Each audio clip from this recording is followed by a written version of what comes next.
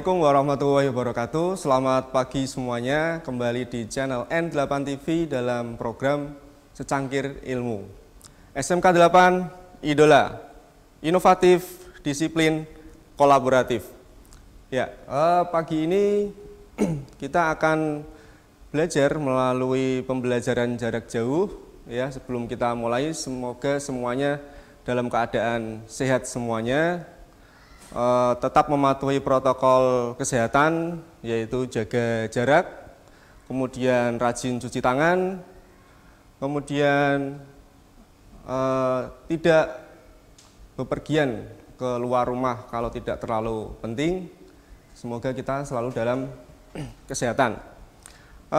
Untuk materi yang akan kita pelajari hari ini adalah materi yang sering kita dengar akhir-akhir ini, mengenai pandemi COVID-19 yang disebabkan oleh virus, ya, virus COVID-19. Kali ini kita akan mengenal lebih jauh apa itu virus, kemudian bentuknya seperti apa, kemudian strukturnya seperti apa, cara reproduksinya seperti apa, sehingga kita lebih mengenal apa itu virus dan kita bisa membedakannya dengan bakteri, karena virus dan bakteri itu dua zat yang sangat berbeda. Ya. Kita lihat di slide. Yang pertama kali kita harus ketahui adalah tentang sejarah penemuan virus. Ya, pada zaman dulu sekitar abad ke-16, abad ke-17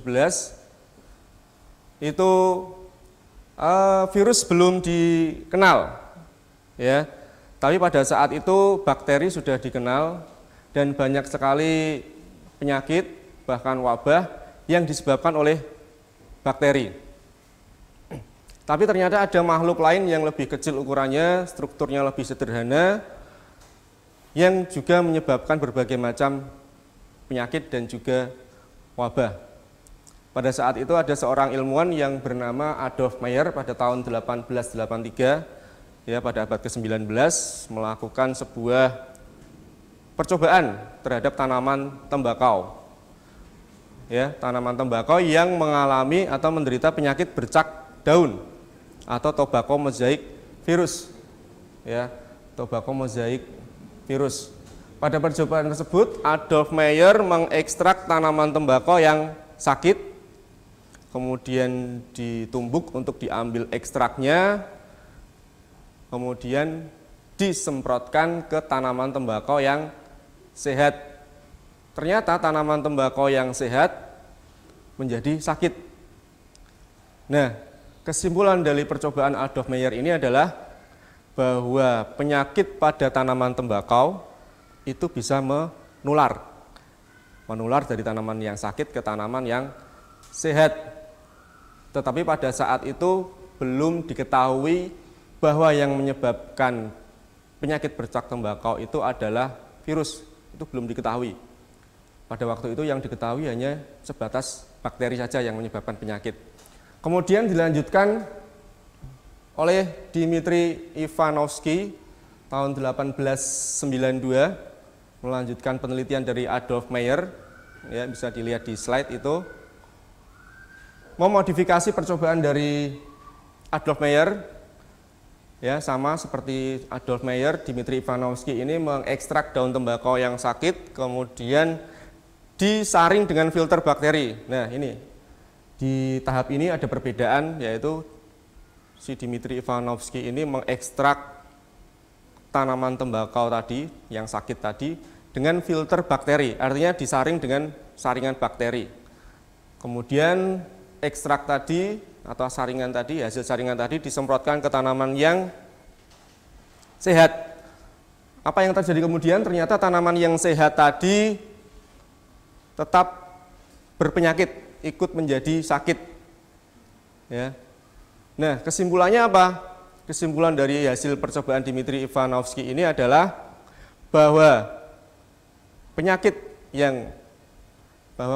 tobacco mosaic virus itu disebabkan oleh zat yang ukurannya lebih kecil dari bakteri.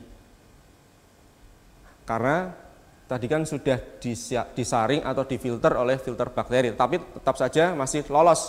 Berarti ukuran penyebab penyakit ini adalah ukurannya lebih kecil daripada bakteri. Namun belum tahu kalau itu adalah virus, ya, karena penelitian terus berlanjut.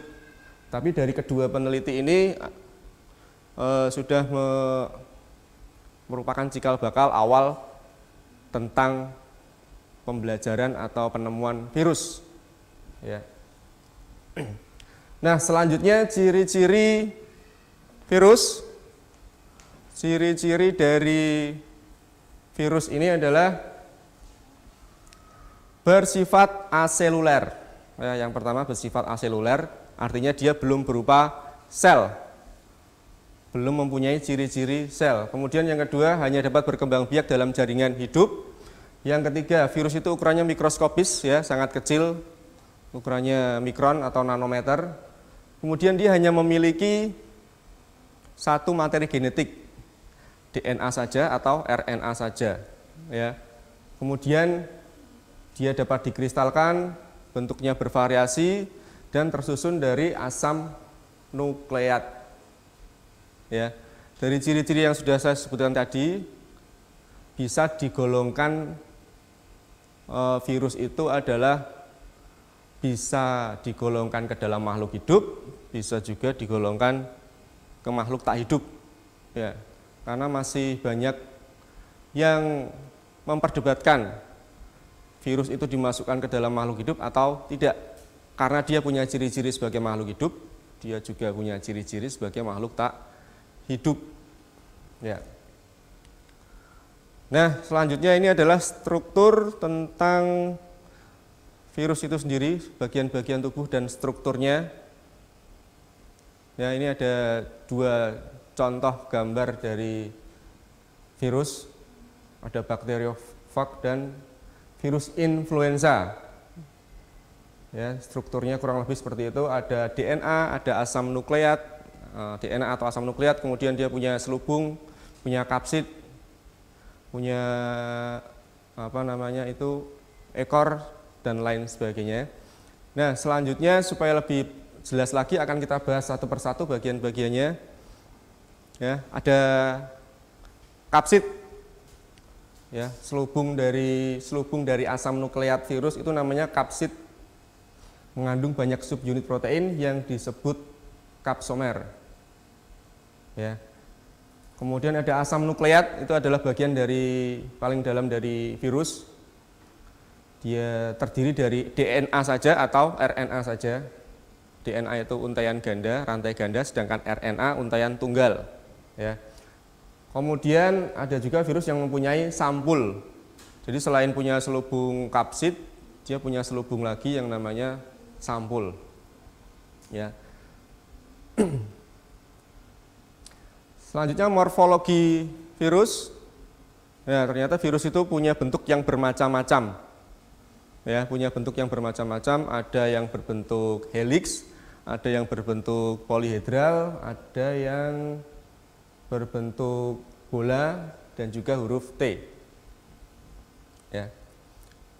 Nah, yang pertama ini ada virus dengan bentuk helix. Ya. Kalau kita lihat dari mikroskop, di bawah mikroskop elektron, virus helix ini tampak seperti batang. Tapi ketika diamati lebih teliti, ternyata bentuknya berupa helix atau spiral, di mana kapsomernya atau kapsidnya itu melengkung atau mengitari, menyelubungi RNA-nya. Ya. Jadi kapsid ini panjangnya menyesuaikan RNA-nya. Virus helix ini contohnya adalah TMV, tobacco mosaic virus. Selanjutnya bentuk yang berikutnya virus polihedral. Ya, poli itu banyak, hedral itu sisi. Jadi dia banyak sisi sehingga tampak bulat atau polihedral atau heksagonal juga, ya. Contoh dari virus polihedral ini adalah adenovirus. Kemudian bentuk yang berikutnya ada virus bersampul. Nah, kurang lebih seperti dalam slide itu virus bersampul, ya sama. Selain punya kapsid, dia punya sampul juga yang tersusun dari protein. Bentuk sampulnya juga mengikuti bentuk kapsidnya. Selanjutnya bentuk yang terakhir adalah virus kompleks. Ya, jadi virus kompleks ini sesuai dengan namanya, bentuknya kompleks. Dia punya kepala, leher, dan ekor. Ya, dia disebut dengan bakteriofag. Ya, walaupun namanya ada kata-kata bakterinya, tapi dia adalah virus. Bakteriofag artinya berasal dari kata bakteri, ya, yang artinya bakteri. Fage atau fag itu artinya memakan. Jadi bakteriofag ini artinya virus yang memakan atau menginfeksi bakteri. Ya. Jadi bayangkan, bakteri itu ukurannya kecil, tapi dia bisa diinfeksi oleh virus yang ukurannya tentunya lebih kecil dari bakteri. Nah, selanjutnya ada replikasi virus. Inilah yang merupakan atau yang menyebabkan virus itu memiliki sifat dari makhluk hidup. Karena dia bisa berreplikasi, dia bisa berkembang biak, dia bisa memperbanyak diri.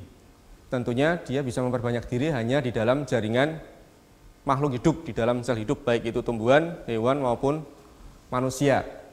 Ada dua cara replikasi virus, ya, ada dengan siklus litik dan juga siklus lisogenik. Untuk lebih jelasnya, nah ini adalah di slide ada skema dari siklus litik dan siklus lisogenik. Nah, coba sambil diperhatikan, ya. Angka yang berwarna merah itu adalah siklus litik.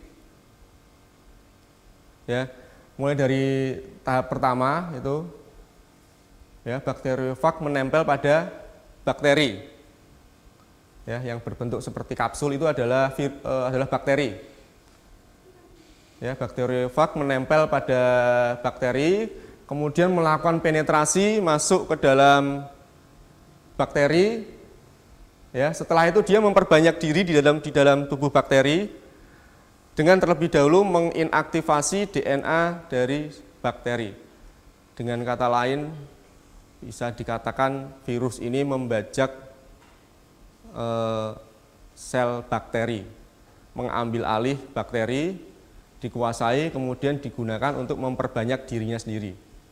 Dalam satu bakteri bisa terjadi replikasi sampai 100 virus. Ya, setelah itu virus di dalam sel bakteri ini dia melakukan pematangan dan kemudian melepaskan diri dengan cara menjebol tembok dari bakteri. Ya, di akhir siklus litik bakteri akan hancur. Ya, bakteri yang sudah terinfeksi tadi akan hancur atau lisis. Dan virus tadi yang jumlahnya kurang lebih 100 tadi dia keluar dari bakteri dan mencari mangsa baru, mencari bakteri baru untuk diinfeksi, begitu seterusnya.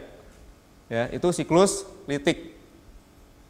Sedangkan siklus lisogenik, ya, tahap 1 dan 2 itu sama, penempelan, kemudian penetrasi. Yang berbeda di sini adalah DNA dari virus bergabung dengan DNA dari bakteri. Ya, jadi DNA dari virus itu menyisip pada DNA dari virus menyisip pada DNA bakteri. Sehingga ketika bakteri itu membelah, ya, maka akan menghasilkan bakteri-bakteri biru yang di dalamnya ada DNA virus. Ya, ini adalah fase atau siklus lisogenik.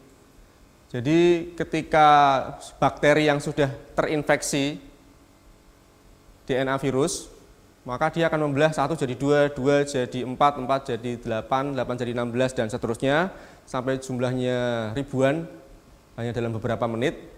Ribuan bakteri tersebut mengandung DNA virus yang siap masuk ke siklus litik untuk fase berikutnya atau siklus berikutnya. Jadi sangat berbahaya jika siklus lisogenik ini bisa tumbuh menyebar, ya, sehingga akan didapatkan bakteri-bakteri baru dengan DNA virus di dalamnya. Itu tadi siklus replikasi pada virus. Selanjutnya, nah ini perbedaannya supaya lebih jelas antara siklus litik dan siklus lisogenik.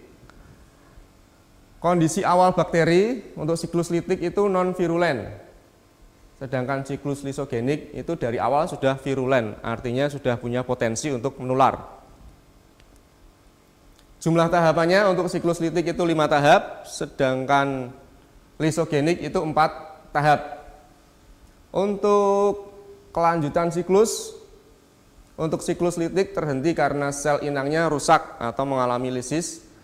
Kemudian kalau siklus lisogenik dapat dilanjutkan masuk ke siklus litik jika virulensi bakterinya hilang. Sedangkan perbedaan yang terakhir, ya, di akhir siklus kondisinya mengalami lisis, sedangkan untuk yang siklus lisogenik tidak mengalami lisis. Ya. Itu tadi untuk replikasi pada virus, ya, yang membuat dia bisa memperbanyak diri, mereplikasi diri sehingga bisa menyebar dengan cepat. Selanjutnya klasifikasi virus. Ya, virus itu kan tadi sudah saya sampaikan jumlahnya sangat banyak, jenisnya sangat banyak. Supaya kita lebih mudah mempelajari, maka harus dikelompok-kelompokkan atau diklasifikasikan ke dalam kelompok-kelompok tertentu. Ada 2 jenis klasifikasi, ya, yaitu yang pertama ICTV, ya, atau International Committee of Taxonomy Virus. Ada juga klasifikasi berdasarkan Baltimore. Nah, itu klasifikasi berdasarkan ICTV itu virus digolongkan menjadi 3 tingkatan takson. Yang paling tinggi famili, kemudian genus dan spesies. Untuk famili diakhiri dengan kata Viridae, untuk genus diakhiri dengan kata virus, dan untuk nama spesies menggunakan bahasa Inggris dan diakhiri dengan kata virus. Contoh di situ, famili Retroviridae, genusnya lentivirus, spesiesnya Human Immunodeficiency Virus atau HIV. Itu adalah penamaan berdasarkan ICTV. Nah, selanjutnya klasifikasi menurut Baltimore itu virus digolongkan menjadi 7 kelompok. Yang pertama ada virus dsDNA, yang kedua virus ssDNA, yang ketiga dsRNA, dan seterusnya sampai 7 kelompok itu. DS itu artinya double strand atau rantai ganda, sedangkan SS itu adalah single strand atau rantai tunggal. Ya, selanjutnya untuk cara penularannya, ya. Jadi virus itu bisa berkembang biak karena dia mereplikasi diri di dalam jaringan makhluk hidup dan kemudian bisa menular ke organisme yang lain, baik itu tumbuhan, hewan maupun manusia dengan berbagai vektor atau media perantara. Yang pertama melalui udara. Nah, itu contohnya. Ya. Ada varicella zoster virus itu yang menyebabkan cacar air. Ada avian influenza atau flu burung atau dikenal dengan H5N1. Ada juga flu babi yang berkembang di tahun 2008 yang lalu, 2007. Ada morbillivirus atau penyebab penyakit campak. Kemudian ada coronavirus yang sekarang sedang mewabah. Itu yang menyebabkan penyakit SARS, ya. Dulu di tahun 2008-2009 pernah muncul penyakit SARS, kemudian penyakit MERS, dan sekarang penyakit COVID-19 itu juga sama, masih dalam keluarga virus corona. Selanjutnya penularan melalui hewan. Ya, jadi virus bisa juga menular melalui hewan sebagai perantaranya atau sebagai vektornya. ada virus Zika melalui vektor nyamuk Aedes aegypti atau Aedes albopictus. Ada juga virus dengue yang menyebabkan DBD, ada encephalitis virus, ada juga Lissa virus yang menyebabkan penyakit rabies atau anjing gila itu ya. Itu vektornya bisa beberapa hewan, bisa anjing, kucing, kelelawar, kera, dan lain sebagainya. Selanjutnya penularan melalui kontak langsung. Kontak langsung artinya antar penderita terjadi kontak langsung. Misalnya HIV virus yang menyebabkan penyakit AIDS, kemudian ada hepatitis B virus, kemudian ada human herpes virus atau human herpes simplex virus yang menyebabkan penyakit herpes. Ya, itu tadi sedikit penjelasan mengenai virus. Ya, semoga kita memiliki banyak pengetahuan tentang virus, tahu bagaimana bentuknya, karakternya, replikasinya, sehingga kita bisa memahami perilakunya, kita bisa menjaga diri dari virus, kita bisa tetap menjaga kesehatan. Ya, karena untuk menghadapi virus ini sebenarnya cukup mudah. Dengan hanya kita meningkatkan imun tubuh, maka tubuh kita akan terhindar dari virus.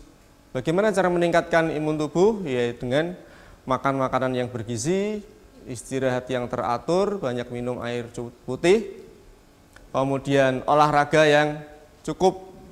Itu bisa meningkatkan imun kita. Ya. Karena sekarang ini sedang banyak mewabah virus corona, maka selain meningkatkan imun tubuh, maka kita juga perlu melaksanakan atau mematuhi protokol kesehatan dari pemerintah ya, dengan memakai masker, cuci tangan, dan physical distancing.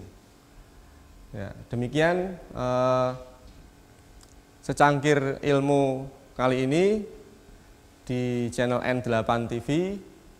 Selamat pagi. Assalamualaikum warahmatullahi wabarakatuh.